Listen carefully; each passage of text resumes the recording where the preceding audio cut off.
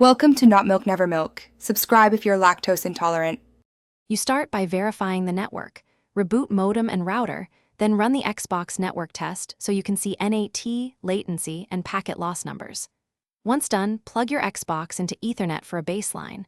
Wired removes Wi-Fi variables.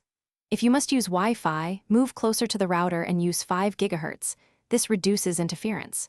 You do this to separate hardware, ISP, and wireless issues quickly, so subsequent steps target the real cause, not symptoms. You now optimize the Xbox itself. Install pending system and game updates, and free at least 10% of storage so the console can manage temporary files. Once done, turn off background downloads and energy-saving features while you play to prevent micro stutters. For network stability, assign a static IP to the Xbox, enable UPnP on the router, or forward port 3074 UDP/TCP if UPnP fail. You finish by rerunning the multiplayer/network test and comparing latency and packet loss to your initial baseline.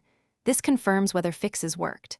If problems continue, enable router co-S and prioritize the Xbox by MAC or static IP, then retest.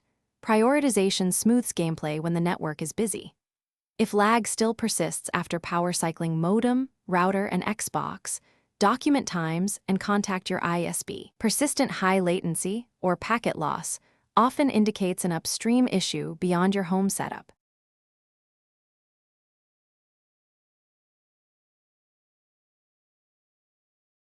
Thanks for watching. If this was helpful, leave a like and consider subscribing. See you next time.